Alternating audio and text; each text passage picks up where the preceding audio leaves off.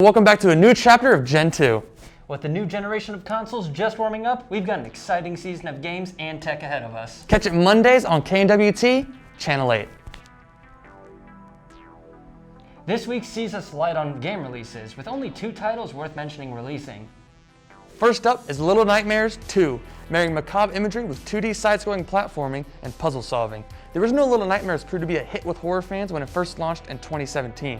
Developer Tarsier Studios supported the game with a DLC release, but now it's set to take things to the next level with upcoming Little Nightmares 2, aiming for release on PC, PS4, Switch, and Xbox One on February 11th. PlayStation 5 and Xbox Series X versions of the game are also in development, but won't be available till later in 2021. Last but not least, we have Super Mario 3D World and Bowser's Fury. One of the Wii U's highest rated exclusive games is Super Mario 3D World, a multiplayer take on the 3D Super Mario gameplay. While Nintendo likely could have gotten away with simply porting Super Mario 3D World to the Nintendo Switch, it's going above and beyond, speeding up gameplay, making quality of life improvements, and adding online multiplayer support. Not only that, but this Super Mario 3D World re-release includes access to a brand new adventure called Bowser's Fury, which seems to have more in common with celebrated games like Super Mario 64.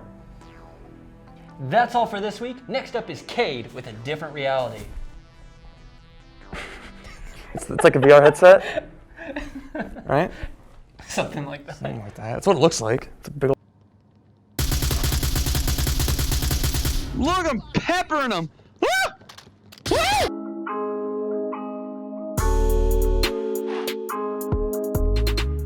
Welcome everybody to the first ever episode of A Different Reality, where you gotta listen to me talk about whatever VR game I'm playing this week. I'm Cade Cox, and this week's game is Onward. It's hard to pick a specific thing to talk about first when it comes to this game. On the surface level, the game looks and feels fantastic. It's everything you could want from a military sim in VR in that aspect. The weapons look and behave beautifully, whether or not the person holding it has any idea what they're doing. The movement can be a lot to get used to at first if you're not accustomed to playing VR first-person shooters, but it's definitely on the more comfortable side. Loadout customization is definitely one of my favorite things in Onward. You can choose from a wide variety of attachments and equipment to take with you onto the battlefield, as long as you stay below the loadout score. The maps look fantastic during the day and mostly horrifying at night. Having night vision in the game, as well as tactical laser attachments, is not something I knew I needed. Wow! The sounds of the game really keep you immersed and make sure you never fall asleep for a second. Oi! Whoa! Whoa! At any moment, your ears can be ambushed by the explosion of artillery shots, and just the ambient noise really keeps you on your toes. The ballistics of the gameplay are addicting, to say the least. I could have stayed in the fighting range and shot cardboard for an hour and been happy. Every weapon has a different feel and a slightly different recoil pattern. This makes finding a weapon that you can be successful and feel comfortable with interesting and actually fun. Sniper scopes were particularly fun to mess around with. The clarity was amazing, and it really felt like I was looking down the scope of a real rifle. But enough about the boring stuff, let's get right into me kicking some. Actually, this game is stupid hard. I found myself struggling to succeed on the lowest difficulty. It's like all the AI go from clueless tourist to John Wick in a second. Playing by myself was definitely a disadvantage, and boy did the enemies let me know that. Any wasted movement when you're being hunted down is a huge mistake, and is punished by relentless pressure from enemies. However, while I was playing on a night map, I noticed that the AI really didn't have an answer for my silenced rifle. They almost behaved like they never wanted to fight. They would stare at me like a deer in headlights with a gun. It sure feels like he's looking at me. And sometimes the awareness of these Terminator-like enemies did get frustrating. Where? I'm all about a challenge, but sometimes it felt like they were made to go from 0 to 100 and have no speed in between. There definitely needs to be some work on the AI in this game and how they behave. I decided to hop onto a multiplayer lobby to see what PvP would look like, and while I did suck at it, it was quite refreshing to hear all my teammates calling out enemies and communicating effectively instead of yelling and talking about other people's mothers' romantic activities. Onward is definitely a game that I will not be getting bored of anytime soon. Between the smooth realistic gameplay, the challenging enemies, and the enjoyable PvP, this will definitely have me coming back for more and more frustration. I give Onward 8 out of 10. How's it going, everyone, and welcome to Game Over, the show where I select one game that launched terribly, see how they're holding up, and give my personal opinion on their improvements, or lack thereof. As a disclaimer, I'll mostly talk about games made by well-known or AAA developers, since they have a higher quality expectation. Well, now that you know what's going on, let's pull the rug out from under these games, point and laugh at them, and jump right into today's selection.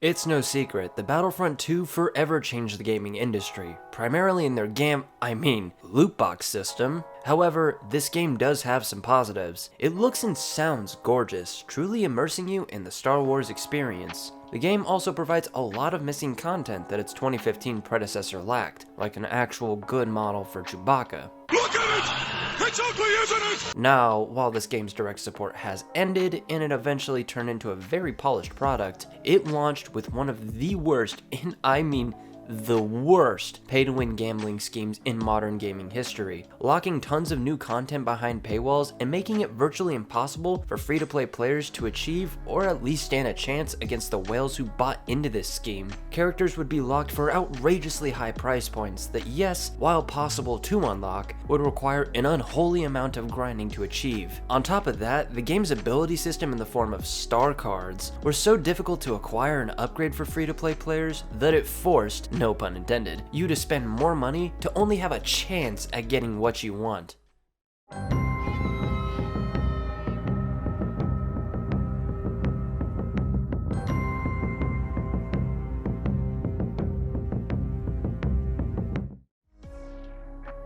EA has always been fond of implementing loot boxes any way they can in their games, claiming them as surprise mechanics and equating them to that of, and I'm not making this up, Kinder Surprise eggs. You know, the candy with the little toy inside of it. However, the backlash from the obvious pay-to-win system in Battlefront II was so large that it actually brought them to remove the loot box system altogether and completely revamp the game. So good on you, EA, you did something right for once.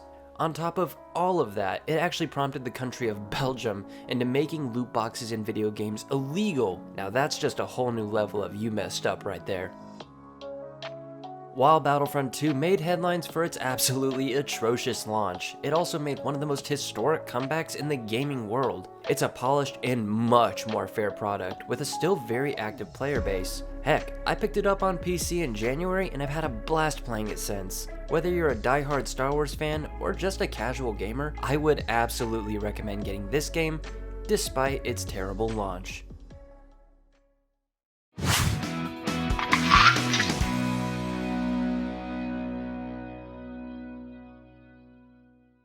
Welcome to Scrambled Secrets, where we show off the best hidden Easter eggs in video games. I'm video game enthusiast Austin Claypool, and today we'll be looking at Just Cause 4. Released in late 2018 by Avalanche Studios and Square Enix, this action-packed third-person open-world shooter is filled to the brim with secrets. Today I'll be showing off my top 3 favorite Easter eggs hidden in the absurdly large world of Solis.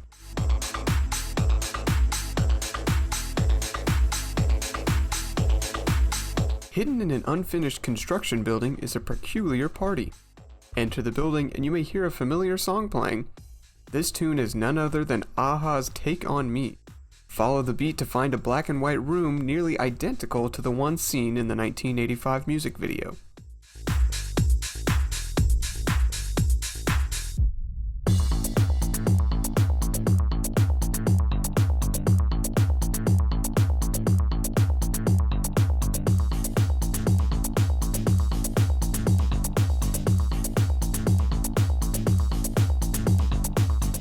Have you ever wanted to play a game inside of a game? Well, now you can. This Easter egg is a direct reference to Getting Over It, a game with simple controls and frustrating physics-based platforming. The same mechanics are mimicked in Just Cause 4.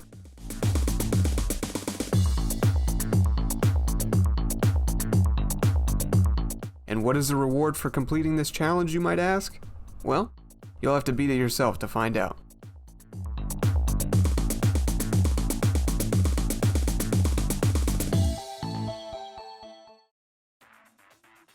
Have you ever had the desire to play as a wingsuiting, parachuting, gunslinging cow? Well, consider your dreams a reality, because this Easter egg is the weirdest one yet.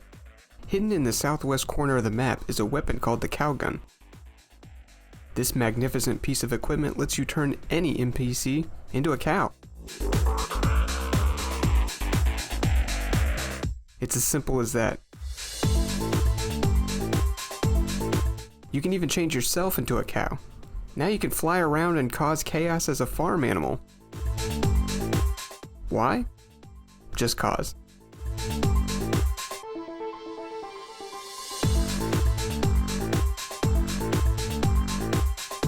That's all I've got for this episode of Scrambled Secrets. Make sure to tune in next time for even more hidden Easter eggs that you may have missed in your favorite video games. As always, I'm your host, Austin Claypool. Thanks for watching.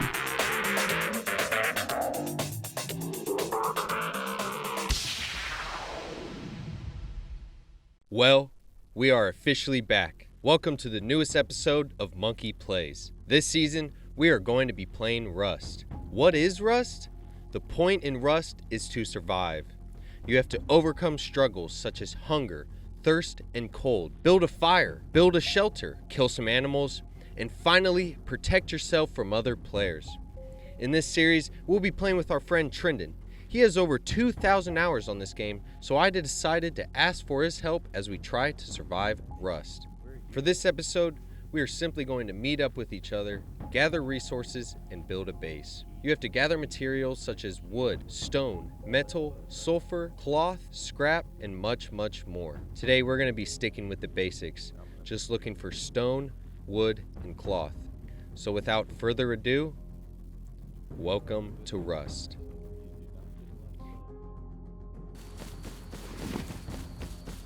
In Rust, when you play with another player, you do not spawn with each other. It is your guys' goal to meet up and create a team without dying. If you die, it doesn't matter, you just have to start over. When I finally met up with Trendon, we made a team and set out to go gather some resources. After that, we went to go look where we wanted to build our base.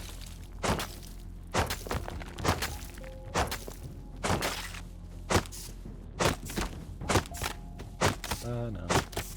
More up here. Want to get it down.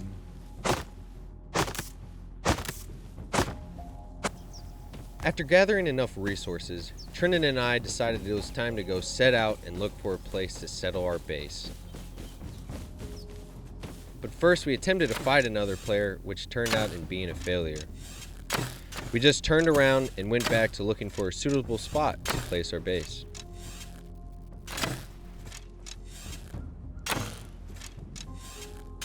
There are a lot of technical skills in Rust that I have yet to master. One of them is house building. You want to put down your house in a timely manner because you are open to the possibility of being killed by another player and losing all the resources that you just gathered. I let Trendon build the base because of his quickness. After that, we set down our 2 sleeping bags. Sleeping bags allow us to respawn in our base in the case that we die. After setting them down, we waited for our metal to smelt so we could craft a metal door and code lock. Well, that does it for this video. As you saw, Trendon and I created a team, gathered resources, built and secured our house. I hope you all enjoyed the video. This has been Cody from Monkey Plays. Thank you for watching.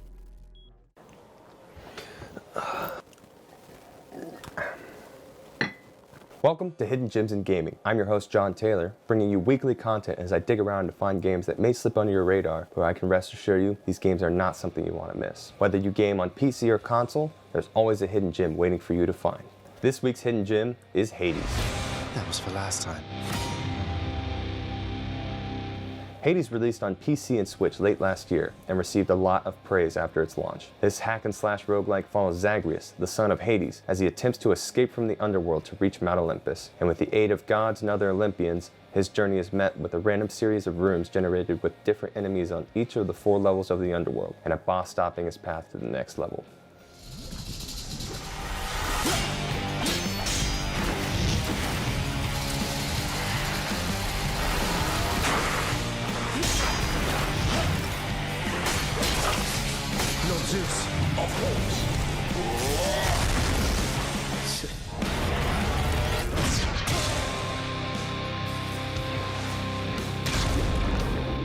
As the son of Hades, death is just another inconvenience alongside with the many angry souls preventing you from escaping the underworld. Once your health depletes, you return back to Hades' palace in your room, waiting to go on your next escape until you finally reach Mount Olympus. With this style of game, the replayability is endless. with countless unlocks and each attempt being different than the last as different gods choose to aid you on your journey. It is never the same and a whole different experience each run. Before attempting to escape, you get a selection of infernal arms to choose from depending on the style you want to play, whether you want to be melee or ranged, or you want a hybrid of both.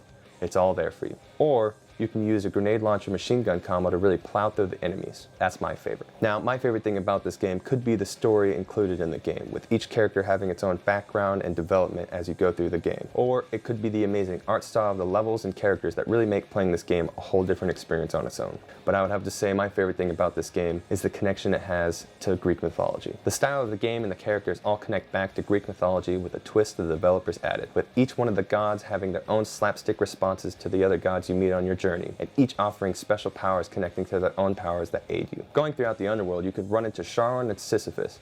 Each you can talk to and learn more about them. Except for Charon. He doesn't really say much. With both chthonic and Olympic gods, you run into a lot of people, which some can provide aid to your journey, while others try to put a halt on your journey of escaping. Hades is one of my favorite games. I've spent countless hours of this game playing over and over again, and every single time is different from the last. With the cost of only being $24.99 on both PC and Switch, and with over 100,000 reviews on Steam giving it an overwhelmingly positive rating, this game has been on the top of players' lists ever since it came out. I highly recommend giving this amazing game a try. Until next week.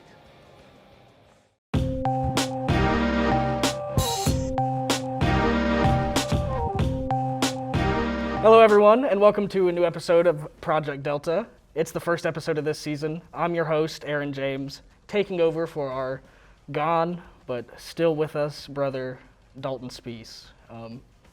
He's not dead, but he has moved on to a big boy job. So now I'm stuck here, and with us today on Project Delta, we have John Taylor. Now, John, you're a new member of Gentoo this season. And I am, yeah. You're a big PC guy, and so today we're getting you a little bit out of your comfort zone. We've got you on Destruction All-Stars. It's a PS5 exclusive title that released last week. It was a PlayStation Plus game, and it's included with PlayStation Plus until April, so about 2 months, which is a little longer than it normally would be. If you want to pick a character, you can go ahead and get in the game. I can do that. It's a destruction derby game, a demolition derby. So, I don't know if you've ever played Twisted Metal, but it's like an old PS2. There might have been one on the PS3. Similar kind of thing, kind of like Mario Kart, but like M-rated. And I played a lot of Twisted Metal. I remember that was like the main game I had on PS2, and that was really all I played. And I remember I was really loving like the story that they went with like all the characters in that. Yeah. Now, that is one thing I think is lacking in this game, is you have these 16 unique racers. They all have different hero vehicles and different abilities. They're called breakers, I think. And there's no, like, short little story modes for them. Even if it just had, like, animated comic panels or something, like, in between races to, like, explain a little background or what they were doing, I think that'd be really cool and add because like more even life to the game. Even in Twisted Metal, I mean, they just had those like every single game they'd have like small little clips of each character that really just like, it was just to show off how awesome they were and to just show off kind of like a story that they wanted to make of the overall like hierarchy of them and everything, and it was just like it helps pull you into the world and make you care about the characters a little more. Oh yeah, and I could definitely tell, like, I'm playing this guy, I think Bluefang's his name, and I'm like, I don't know, where did he come from, you know? Why has he got a tiger head, you know? Yeah, no, I'm curious about that too. Why is he wearing a tiger head? Maybe he is part tiger. I don't know. Maybe he is part tiger. No idea what's going on with this character. But this game has 4 different game modes. It's got Ooh, there I go, right off the cliff. You know, I thought that was road. I'm colorblind. It's got maybe 3 maps for each game mode, and then skins that you can buy for your characters. That's like about the extent of the content in this game. Like, you can play it with bots like you are right now, or you could hop online and play some multiplayer against real people. But this game was originally going to release for $70. Yeah, seems a little steep. Seems very steep. Oh, there I go again. The game has its merits. It's got reason for existing, but like, it is in no way a game that should ever cost $70. Yeah, and like, especially with this little content, I feel like as it has, like, I understand it's probably more than what I'm seeing right now, but if it's just this kind of thing over and over, like, this is not a $70 title. No, it's just something you throw on here and there and have a little fun with, waste a little time. Like, it's an easy game to throw on, like say you've only got 15 minutes or something. You can get into a match super fast and have a decent time crashing some stuff, but there's no substance or longevity to it really, which is kind of a problem I think that Fall Guys had as well, which Fall Guys actually I think has even more content than this, so not a good look for this game, at least in that department. But they did say they have a year of post-launch content planned, free content, so hopefully we'll see some new things added. Now I'm wondering if they were to add, like, because I don't recall the cost of Twisted Metal, but if they were to add a story to this where maybe, you know, there was something pulling you closer to this game, then like maybe it could be up in price just a little bit, or they probably saw that maybe the $7 price range they wanted to go with was not the best choice, so that's why they chose to make it 2 months free on the PlayStation Plus. Is that what you said? Yeah, and see, this is only free for 2 months, so I do wonder if, like you're saying, they'll add enough content to justify the price. Because are they going to make it $70 again, since that was the original plan? Because it does not seem like this game would do well at all for $70. Yeah, it's pretty fun though, don't get me wrong. This is definitely one of those games that... You having a good time? I'm trying to win now. I think you can do it. I think I can too. There's only 3 other people left. You have 2 lives, I think. So this game does have some fun, like, moment-to-moment gameplay. It's pretty satisfying, like, each and every time that you pump up out of your car, you jump up and, like, you just launch into the air and roll on the ground and hop up into another car, or you hop onto an enemy's car and try to take it over. Now, do they have character customization or car customization or anything? Or is there are skins, and it's very disappointing. Like, each character has like 5 or 6 different skins. They're just recolors. Oh, really? Like, of the vehicles and the characters themselves, and they're like paired together. So like you buy one color, it changes your character and your vehicle. I'm hoping they add some deeper customization, because like with all these hero vehicles, it does seem like a good thing to have. Like Rocket League.